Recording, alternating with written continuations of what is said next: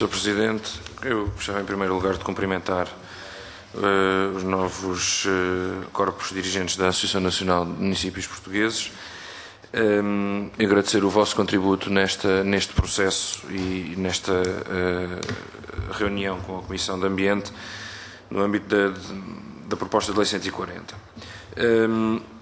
Nós, da parte do PCP, temos vindo a expressar já em diversas ocasiões a nossa posição, eu julgo que é conhecida e, no caso, bastante convergente com aquela que aqui assumiram, principalmente no que toca à definição ou ao respeito pela autonomia das autarquias e aos seus poderes, nomeadamente na gestão da água e do seu...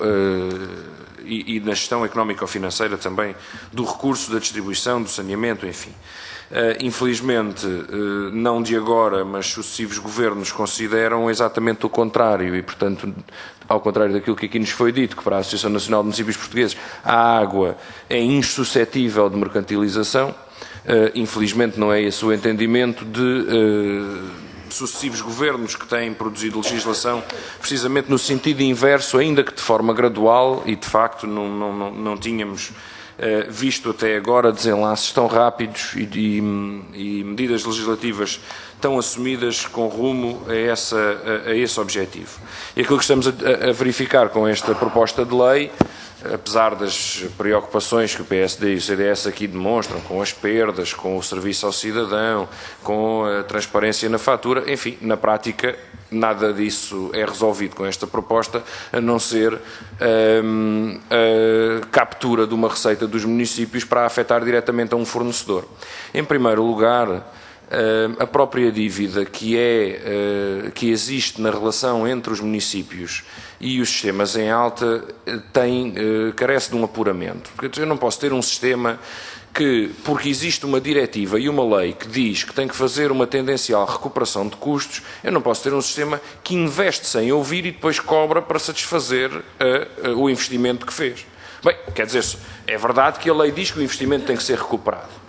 Todavia, eu não posso ter um fornecedor que está protegido pela lei, nesse sentido, mas que depois não me ausculta para fazer os investimentos que lhe apetece, quando lhe apetece, nos termos em que lhe apetece, e depois cobra-me no sentido de eu satisfazer a recuperação de investimento. Bem, há aqui um desequilíbrio, mais que não seja pela incapacidade de intervenção dos municípios na definição dos investimentos, que depois lhes são assacados. Portanto, há muito a dizer sobre a dívida dos municípios à Águas de Portugal. Evidentemente, talvez não se possa caracterizar toda a dívida da mesma forma. Também não conheço as diversas componentes dessa dívida. Mas que esta que eu acabei de descrever é preocupante, e se calhar até a maior parte da dívida se deve a este processo, não é?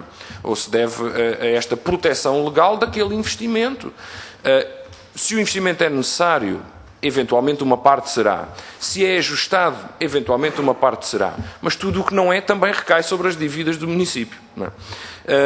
E, portanto, ter-se arredado o município da definição desses planos de investimento não é uma boa política e, de certa forma, legitima os municípios a reclamarem da dimensão da dívida.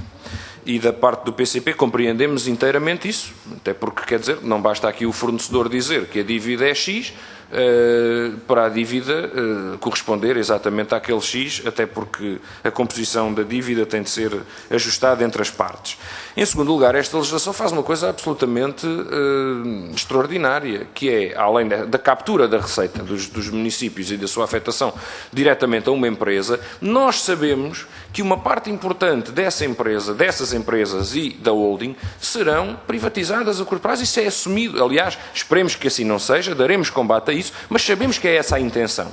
E nós perguntamos-nos, se esta lei fosse apresentada nesse contexto, ninguém teria pudor em dizer que esta lei era absolutamente obscena, porque estaria a garantir uma relação privilegiada com um fornecedor de serviços privado e dizendo que as autarquias não têm legitimidade para gerir nem a sua dívida, nem o seu serviço e que, neste caso em concreto, a receita é consignada.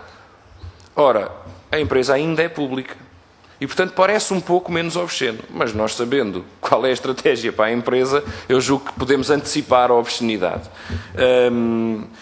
Sobre as outras questões que aqui foram colocadas, nós no PCP não temos uma visão idílica do serviço e não temos a noção de que os municípios prestem em todo o país um serviço absolutamente extraordinário. Agora, se há problemas, que haverá, eventualmente até em todos os municípios, a lei hoje já tem mecanismos para intervir sobre esses problemas. Não é a fixação de uma tarifa máxima pela ERSAR que vai resolver aqueles problemas todos que o PSD aqui trouxe, nomeadamente relativos à fatura e à transparência. Se há hoje leis que já estão a ser incumpridas, importa hoje já intervir. Daquilo que acabámos de ouvir aqui da ERSAR, que esteve aí sentada antes de vós, essa intervenção é feita, é gradualmente feita, em articulação com os municípios, numa perspectiva de pedagogia para a melhoria da qualidade de vida de todos os portugueses, não para favorecer um setor ou um mercado, como agora se pretende claramente com esta proposta de lei, como aliás já foi referido pelo PS, que se insere num conjunto vasto de outras medidas e legislação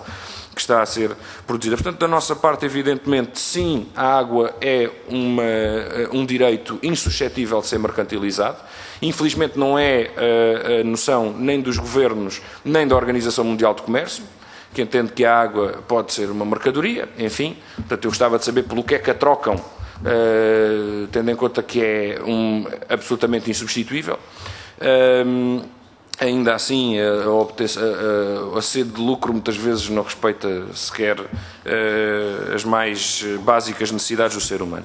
Eu aproveitava só para dizer, porque se falou da parte aqui dos partidos e também da parte da ANMP, da Associação, da tarifa social, e dizer que não podemos, neste caso, na água, tal como em outras matérias, utilizar a tarifa social para justificar privatização ou aumentos das tarifas generalizados, mesmo num contexto público, na medida em que a tarifa social, mesmo que fosse legislada centralmente, mesmo que fosse, parte sempre do princípio de que é necessário estar abaixo de um determinado limiar para usufruir de um determinado produto, a um determinado preço.